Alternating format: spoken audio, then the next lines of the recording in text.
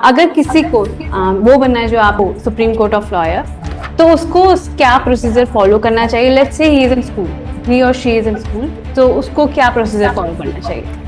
सबसे पहले तो उसके पास इस क्वेश्चन का आंसर होना चाहिए कि उसको लॉ क्यों ज्वाइन करना है। देखिए, लॉ में भी ना बहुत सारे वेरिएशंस है। लाइक अगर आपने एलएलबी किया हुआ है तो आपके पास कॉर्पोरेट लॉयर बनने का, लाइक तो ये जो आईटी कंपनीज है वहाँ पर आप लॉ ऑफिसर बन सकते हो, अपना उनका लीगल डिपार्टमेंट होता है। आप क्रिमिनल लॉयर बन सकते हो, आप सिविल लॉयर बन सकते हो, आप एक स्पेशलाइज लॉयर भी बन सकते हो। अब अगर मैं बात करूँ सुप्रीम कोर्ट आने की, तो सुप्रीम कोर्ट के लिए आपको 1 साल का प्रैक्टिस चाहिए होता है। After a year of practice आप सुप्रीम कोर्ट में प्रैक्टिस कर सकते हो। बट अगर आपको सुप्रीम कोर्ट के लिए कोई भी पैनल चाहिए होता है तो आपके पास 3 साल का बेयर मिनिमम एक्सपीरियंस होना चाहिए, 3 to 5 years, तभी आपको कोई पैनल मिलेगा अगर किसी भी गवर्नमेंट सेक्टर का है। Otherwise also there are private companies जो without experience like seeing of 3 to 5 years वो इम्पैनल करती है। बट अगर आपको इम्पैनलमेंट चाहिए of a good company but like they can be PSUs or anything else, तो बेयर मिनिमम आपके पास 3 से 5 साल का एक्सपीरियंस होना चाहिए। तो वो एक्सपीरियंस प्रैक्टिस में होता है, लाइक लोअर कोर्ट्स में होता है? हाँ जी,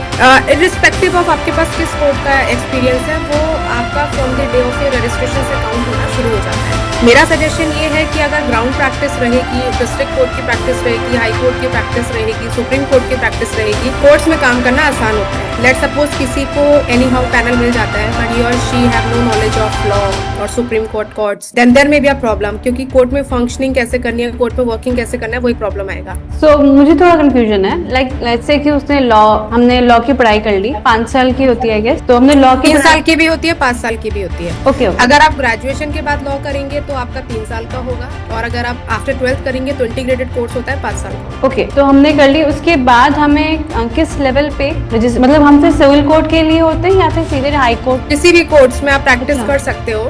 लाइक सुप्रीम कोर्ट के किसी काउंसिल को आप ज्वाइन करके प्रैक्टिस कर सकते हो, बट आप इंडिविजुअली वहाँ पर नहीं अपीयर हो सकते अगर आपको इंडिविजुअली हम केस नहीं लड़ सकते हैं। लाइक कोई है ऑलरेडी बिग लॉयर, उसके अंडर काम कर सकते हैं इस तरह से? हाँ, 1 साल के लिए। मतलब जैसे अगर आप अदर कोर्ट्स में हो तो अदर कोर्ट्स में आप लाइक हाई कोर्ट है या फिर डिस्ट्रिक्ट कोर्ट है, तो अगर आप बार काउंसिल से रजिस्टर्ड हो अगर और आपका AIB क्लियर्ड है तो फिर आप अपीयर हो सकते हो। अब आजकल एक मैंडेटरी पार्ट ये हो गया है कि if you are a law graduate तो आपको all India bar council exam within 2 years clear करना मैंडेटरी है।